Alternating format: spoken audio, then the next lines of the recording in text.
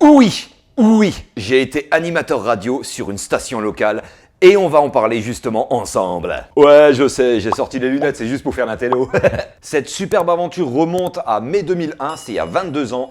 J'en avais déjà vaguement parlé dans mon Druma Life, je vous le remets là-haut. Hein. Allez y jeter un coup d'œil, j'avais fait des jolis dessins en stop motion. Alors comment j'en suis arrivé à devenir animateur sur cette station qui s'appelait autrefois Radio Valmont 1? Alors déjà d'emblée, il faut savoir une chose, c'est que j'avais 7 têtes à l'époque. Ouais, je sais, on va peut-être pas trop s'étaler sur la tête de merde que j'avais à l'époque. Alors l'émission, je l'avais co-animée avec un pote, c'est d'ailleurs même lui qui m'avait proposé qu'on aille animer une émission sur cette station de radio. Il m'avait dit, ouais Cyril, t'as pas envie qu'on anime une émission sur une radio locale, ça s'appelle Radio Valmont 1. Ouais, le nom de la station de radio laisse un petit peu à désirer, quoi. Hein. Bref, on y va avec mon pote Fab, on rencontre la présidente de l'association, parce que c'était une station de radio associative à l'époque, et on nous a imposé une tranche horaire. À l'époque, c'était le vendredi de 18 à 20h. Même le nom de l'émission nous avait été imposé, ça s'appelait Salut les branchés. Alors, faut bien savoir une petite chose, c'est que cette station de radio a été créée entre 88 et 89. Sur cette station, la plupart des animateurs étaient en fait des cinquantenaires, des soixantenaires, et c'était une station dédiée au troisième âge. C'est-à-dire qu'en réalité, ils diffusaient en fait de la Oom Papa. Si vous savez pas ce que c'est la Oom Papa, c'est ça. Il diffusait des musiques polonaises et country, et en réalité, ouais, c'était vraiment pour le troisième âge. Il y a bien des gens qui racontent que toutes ces stations de radio-là étaient en fait des stations libres. Quand j'y repense, hein, niveau liberté, c'était limite. Hein. Il y avait beaucoup d'interdits. Ah oui, les gens pouvaient nous téléphoner pour des petites dédicaces personnalisées, des amis, la famille, enfin tous ces trucs-là, hein, un truc qui existe depuis toujours à la station. Et puis, il faut bien savoir une chose, c'est que cette station de radio était à la frontière franco-alsacienne. La plupart des animateurs avaient un fort accent alsacien, et quand ils faisaient des dédicaces, ça donnait ça. On souhaite une bonne soirée à Patricia de la part de Jacqueline. Et n'oubliez pas que ce dimanche après-midi, une après-midi pétanque et belote est organisée par l'association Tarte Poil. C'est le truc, ouais, c'était ça. Et moi, je me souviens même qu'à l'époque, très souvent, je me moquais de cet accent-là. En faisant si vous voulez faire une dédicace personnalisée, merci de nous appeler au 03 87 14 14, j'ai un accent alsacien mais bon. Et comme je vous l'ai dit, il y avait des interdits, c'est-à-dire qu'on ne pouvait pas passer des gens en direct à la radio. Je crois que la seule fois où ils le faisaient, c'était une voyante le lundi après-midi. Il y a des gens qui appelaient, voilà. Et moi, ça me démangeait de vouloir faire passer des gens en direct parce que j'avais l'esprit fun. Mais ils avaient très envie aussi de proposer aussi une section jeune. Et c'était pas gagné. Déjà le nom Salut les branchés, c'est pas top, hein, on va pas se voiler la face, hein, voilà. Par contre la tranche horaire, ouais c'est vrai que moi je l'aimais bien, parce que c'était le vendredi, fin de semaine, à l'époque j'étais apprenti peintre en bâtiment, donc quand j'avais fini ma semaine de boulot, j'allais à la radio et je diffusais de la musique, j'étais ravi. J'étais tellement investi dans cette émission, malgré le nom que j'aimais pas trop, hein, que j'ai même créé un générique pour l'époque, un générique de l'émission, j'ai retrouvé le CD, il est là. Regardez ce que ça donne. Salut les branchés sur Radio Valmont 97.1. Tous les vendredis, présenté par Michael et Sub. 2 heures de show non-stop. Tous les vendredis, de 6h à 20h. Soyez nombreux pour tous les vendredis soirs sur Radio Valmont 1 en compagnie de Sub et Michael. Ouais, il n'y a absolument rien qui va là-dedans. Rien. Premièrement, aucune assurance dans le dialogue et la voix, hein, ça sonne faux. Ouais, je m'appelle Cyril, je vais devenir animateur radio et j'ai aucune assurance. Rendez-vous tous les vendredis soirs de 6h à 8h sur Radio Valmont 1 en compagnie de Sub et Michael. Ça me rappelle un petit peu le sketch des inconnus avec gag vidéo. Et à la semaine prochaine. Le deuxième truc, c'est qu'on passait en fin d'après-midi, hein, 18-20h. Et dans le générique, je dis 6h, 8h. C'est pas le matin. Bref, vous l'avez compris, ce générique, moi j'étais heureux de l'avoir fait à l'époque. Je me demande bien à quoi ressemblerait ce générique si je devais le refaire aujourd'hui. Radio Valmont 97.1. Salut les branchés, c'est tous les vendredis soirs de 18 à 20h sur Radio Valmont 97.1. Animé par Sub et Michael. Ah, ça a plus de classe quand même, on est d'accord. Ah ouais, et puis il y avait ça aussi. Alors, comment vous vous appelez? Sub. Sub, salut Sub. Ça fait longtemps que tu fais de la radio? Bah, c'est ma deuxième fois. Salut, comment tu t'appelles? Michael, ça fait combien de temps que tu fais de la radio? C'est la deuxième émission. Paikel et Sub. Sub et Paikel. Oh, les pseudos. Qu'est-ce que c'est que ces pseudos? Comment on en est arrivé à choisir des pseudos comme Sub et Paikel? Alors pour mon pote Fab, je pense que Sub c'était par rapport à un catcheur, parce qu'il regardait beaucoup les matchs de catch de la WWE. Et pourquoi moi j'ai choisi Paikel? En fait ça vient tout simplement du film Existence avec Judge Law. Hein. Son personnage s'appelait Ted Paikel à l'époque. Et moi je trouvais que le personnage, enfin le nom du personnage claquait. Ted Paikel, yeah, tu vois. Avec du recul... C'est moi Paikel avec mon collègue Sub. Bref, on avait ces pseudos, on avait la tranche horaire, on avait la date, on avait un générique à 2,25 que j'avais fait sur un jeu vidéo qui s'appelait Musique 2000. Pour info, j'ai quand même fait 2 albums complets avec ça. Bien sûr, je ferai une autre vidéo un jour sur ma discographie parce que oui, j'ai fait de la musique. J'ai diffusé mes propres morceaux à la radio. Et pas que des morceaux sérieux. On diffusait pratiquement tous les morceaux qui claquaient de l'époque. C'était du Kylie Minogue, du Daft Punk, c'était... je sais plus. Moi j'étais super fier et content de pouvoir passer mes morceaux à la radio, c'était super classe. Et ce que vous ne savez pas, c'est que j'ai des images de cette époque. J'ai eu la bonne idée de sortir mon vieux caméscope, celui-là.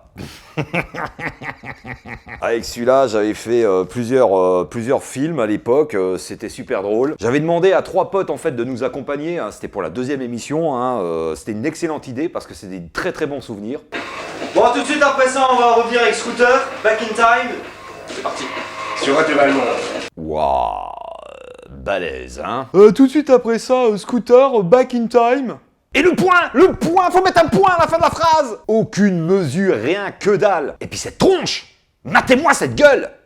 Ouais, il faut dire qu'à l'époque, le blond, c'était à la mode. Avec du recul, 22 ans après, je trouve ça un petit peu has-been. Comme je vous l'ai dit, animateur à 2 balles, aucune assurance. Et en plus de ça, je ne parlais pas dans le micro. Je gueulais! Tu l'as entendu la saturation? Ça fait mal aux oreilles. Allez, pour le plaisir, encore quelques petits extraits, regardez. Pour donner votre avis sur la musique qui est en train de passer. Merci.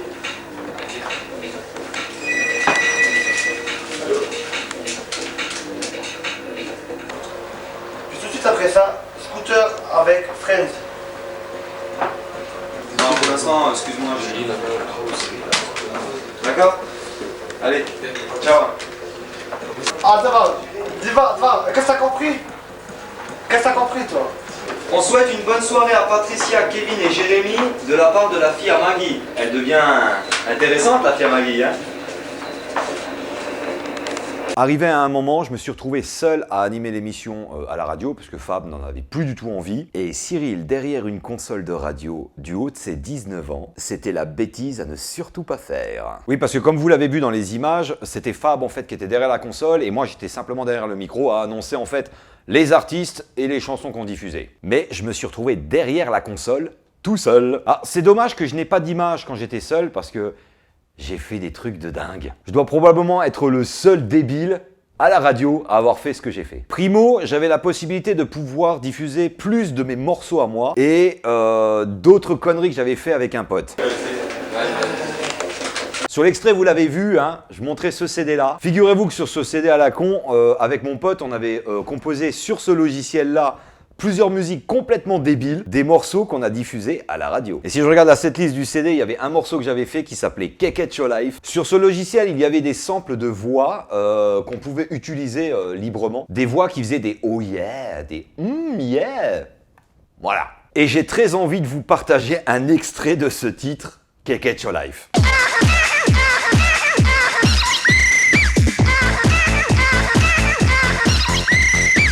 Oui, j'ai diffusé ça à la radio, comme ça, pour le fun. J'ai même une anecdote par rapport à ça, la première fois que je l'ai partagé, je vous rappelle quand même que c'est une radio qui était dédiée au 3e âge. Et puis tu avais une petite madame, une petite vieille comme ça, qui me passe un coup de bigophone, et qui me dit tout simplement « Mais jeune homme, qu'est-ce donc cette musique de barbare ?»« Ah, c'est de la musique pour les jeunes, madame !»« Allez, Faman, que c'est de la musique vulgaire, vous êtes à effronter !» Aucune élégance de ma part. Et je peux vous garantir qu'il n'y avait pas que Keketcho Live que j'ai diffusé. Il y avait deux autres morceaux, un qui s'appelait Ha Ha Ha et un autre qui s'appelait Voilà, avec mon pote en fait, on voulait faire de la musique à la Chidan sur Musique 2000. Hein, c'est pour dire que là-dessus on pouvait faire tout ce qu'on voulait. Ah, ce logiciel c'était une révolution pour nous. Hein.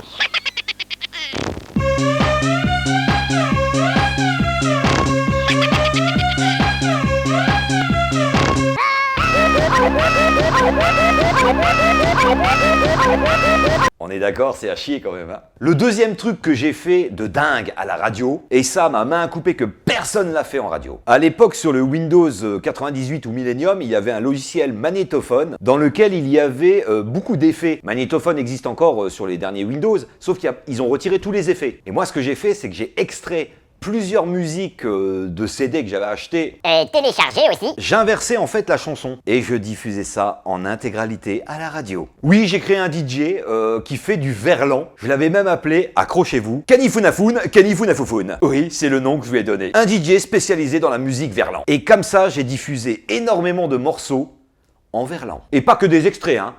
Des 4 minutes. J'en suis même arrivé à faire moi-même des compos que je passais à l'envers, en mettant bien sûr des trucs à l'endroit aussi à l'intérieur. Et j'ai même retrouvé le CD d'un des morceaux que j'avais fait, qui est ici.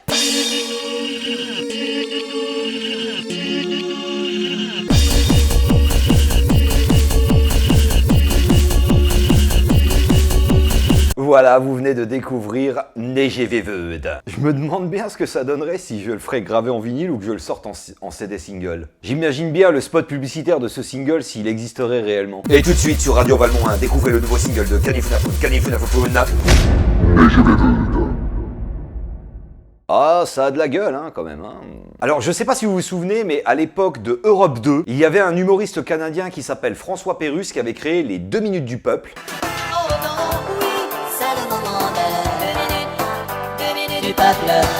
Et moi à l'époque je voulais faire comme François Pérusse, faire des aventures audio et j'avais créé 2 personnages qui s'appellent Jack Bubbleton et Javert Saké. Ça c'était le tout premier CD.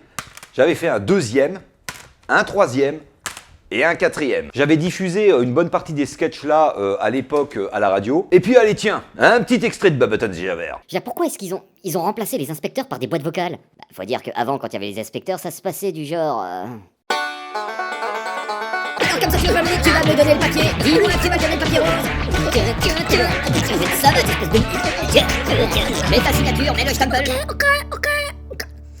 Tiens, le papier. Merci, c'est si gentiment donné. Je sens la sincérité en toi.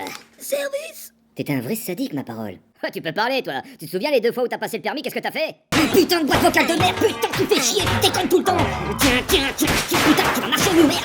Allô, maman Bobo. Ouais, j'avoue que moi aussi, j'ai pas été très sympa. C'est vrai que la présidente de l'association à l'époque comprenait pas trop les jeunes des années 2000, mais je diffusais Bubbleton Javert et François Pérusse. Et c'est vrai que le personnage de Canifunafoun, je l'avais intégré dans Bubbleton Javert. Et comment j'avais imaginé son look, eh bien figurez-vous que ça ressemblait beaucoup, avant même que ça soit diffusé à la télé, au personnage de Chico dans les forfaits téléphoniques, vous vous souvenez? Salut, c'est Chico. Toi aussi, va chercher bonheur chez ton marchand de journaux. Va. Salut, c'est Chico, abonne-toi, va chercher bonheur, va. Eh ben, mon personnage de Canifunafoun devait être comme ça. Un look un peu disco des années 70, tu vois, qui était complètement à l'ouest. Et en 3e, il y a un truc que j'ai fait et... c'est à ce moment-là où j'ai été viré. Comme je vous l'avais dit, on n'avait pas le droit de passer des gens en direct. Et à l'époque, l'animateur que tous les jeunes écoutaient à l'époque, c'était G-Fool sur Skyrock. Et le programme qu'il proposait, qui cartonnait, et même encore aujourd'hui ça marche, c'était le double appel.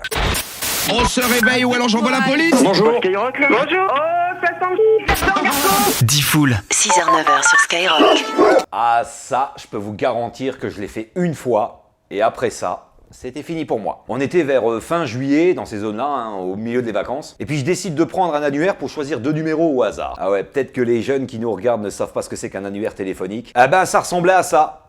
Bref, je prends 2 numéros au hasard, je compose les numéros et je les passe en direct. Le soir même, la présidente décide de mettre un terme à ma participation. Elle m'a remercié et je ne suis plus revenu. Ça s'est arrêté net au bout de 3-4 mois, hein, ça n'a pas duré longtemps. Mais c'était une chouette aventure parce que justement j'ai pu faire des trucs de dingue. Ah ouais, il y avait un petit truc aussi qui était super marrant que j'avais fait une fois. Sur les images, vous avez dû voir vaguement en fait les lecteurs qu'on utilisait pour diffuser les morceaux. Il y en avait 4 en tout. Et moi, ce que je faisais à l'époque, je programmais à l'avance les 4 CD que je devais diffuser. Et un jour, j'ai eu la bonne idée, si on peut dire, de diffuser 4 CD en même temps. Je ne sais pas si vous vous souvenez, quand vous alliez dans les fêtes foraines, chaque manège avait sa propre musique. Et quand vous passez entre 2 manèges, vous avez vu le bordel que ça faisait? Imaginez 4 lecteurs CD qui passent en même temps à la radio. Je vous mets 4 musiques qui passent en même temps, regardez le bordel que ça fait.